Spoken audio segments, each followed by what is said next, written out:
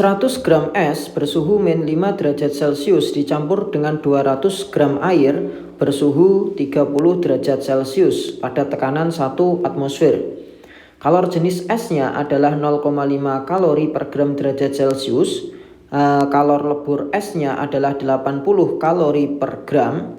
Jika hanya terjadi pertukaran kalor antara air dan es, maka keadaan akhir yang terjadi adalah bagaimana gitu ya.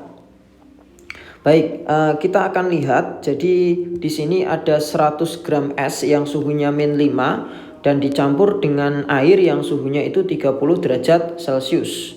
Nah, kalau saya gambarkan grafik percampurannya. Oke, seperti ini ya. Nah, ini grafik percampurannya. Jadi esnya itu suhunya min 5 di awal.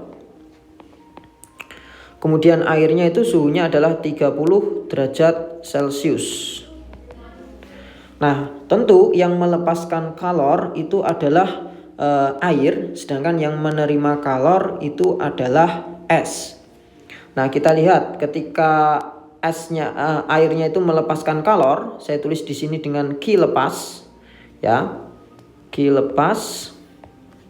Kalor yang dilepas kita bisa hitung, Q lepas itu sama dengan yaitu M air kali C air kali delta T. Nah, di sini suhunya nanti sampai 0 derajat Celcius ya, airnya. Oke. Kalau kita hitung maka M airnya nilainya adalah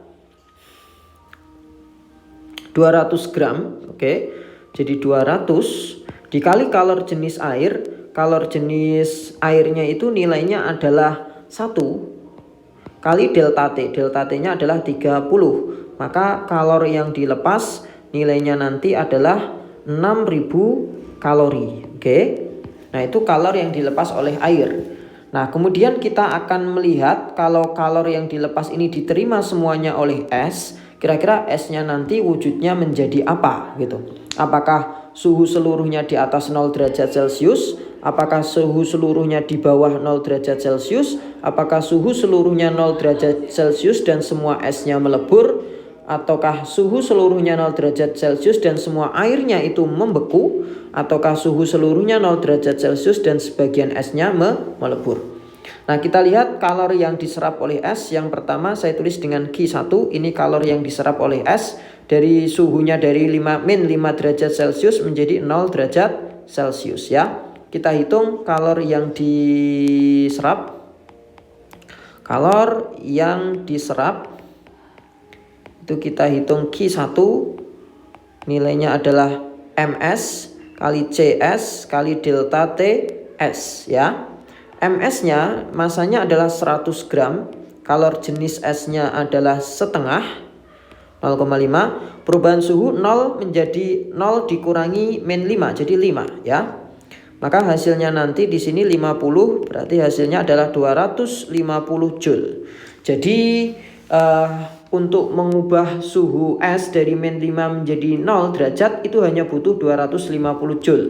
Sedangkan yang dilepas air itu masih besar ya, 6000. Yang diterima ini yang terpakai baru 250. Nah, sekarang kita akan hitung untuk es itu berubah wujud ya, dengan suhu tetap 0 derajat tapi berubah wujud. Nah, ini siklusnya ke kanan horizontal. Kalor yang diperlukan saya tulis dengan Q2.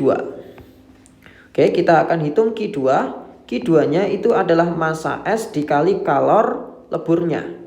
Massa esnya adalah 100, sedangkan kalor leburnya nilainya di situ adalah 80. Sehingga kita dapatkan nilainya nanti adalah 8000 Joule ya.